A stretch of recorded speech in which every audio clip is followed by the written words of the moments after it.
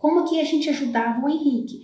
Eu ajudava e instruía, por exemplo, na escola, ou se ele estivesse em casa, né, com quem estivesse cuidando dele, ou com familiares. Eu orientava a tirar ele daquele momento confuso da crise. Como tirar? Pegando, arrastando ele? Não. Não era assim. Mas eu tirava ele mentalmente do foco. Então, se ele estava nervoso, gritando, chorando, o Henrique, particularmente, ele sempre amou livro. Sempre amou. Eu tenho aqui em casa um armário que é uma coleção de livros.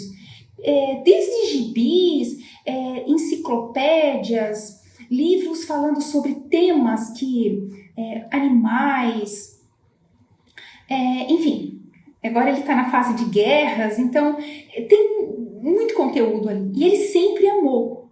Então, eu sempre instruía. Quando eu precisava deixar ele com alguém, eu deixava a bolsinha dele com água, com um lanchinho, com alguma coisa. Eu sempre deixava alguns livros que ele gostava muito de ler. Por quê? Nossa, Sara, mas ele fica lendo o mesmo livro o tempo todo? Não, claro que ele sempre gostou de novidade, mas ele também sempre gostou muito de reler várias vezes o mesmo livro.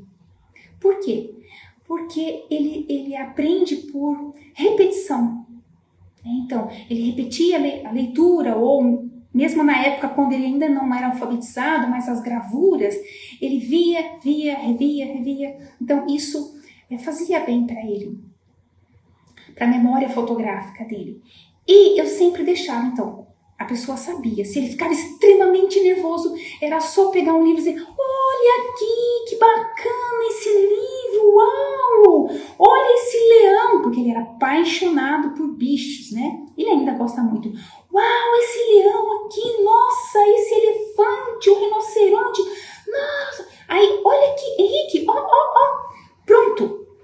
Então, tirava ele daquela crise por causa de uma coisa, né, tão pequena, mas que foi motivo da crise, tirava o foco dele para algo que ele amava. Era bichos, ou dinossauro na época, né? Ou Hot Wheels, teve a época do Hot Wheels. Enfim, o que fosse o tema para ele naquele momento. Pronto.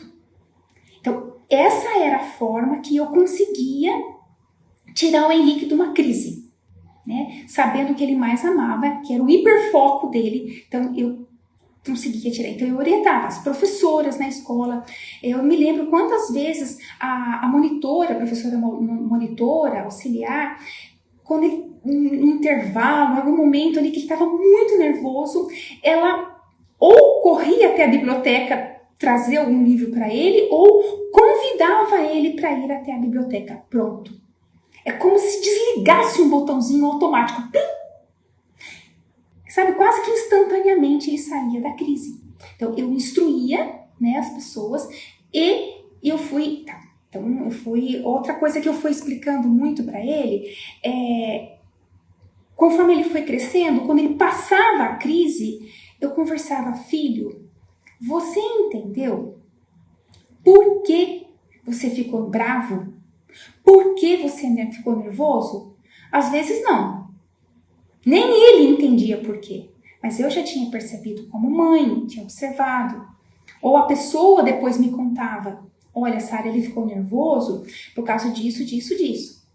Então, eu explicava para ele: olha, aconteceu isso e isso te deixou tão nervoso. Então, o que a gente tem que fazer para você não ficar mais tão nervoso como você ficou? E eu ia lá e ajudava ele a lidar com aquilo que deixou ele tão nervoso assim. E ajudava aquelas pessoas envolvidas naquele momento entenderem o que tinha causado a crise nele. Se era assim, alguma sensibilidade sensorial, se era confusão de organizar pensamentos, tipo: olha, vocês estavam falando com ele ao mesmo tempo, e isso foi motivo para dar uma confusão na mente dele, e ele não conseguia organizar os pensamentos e teve uma crise nervosa. Às vezes, era uma resistência em receber comandos. Então, a criança, ela tem muita dificuldade, muita resistência em receber comandos, porque ela é muito apegada ao que ela gosta, ao que é confortável para ela, ao que ela acredita.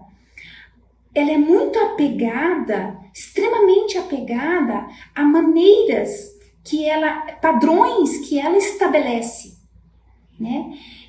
E quando você chega impondo, ela tem que pegar a sua mensagem, o autista tem que pegar o seu comando, passar pela inteligência emocional dele, entender por que você disse não para ele. Porque para ele não tem por que não.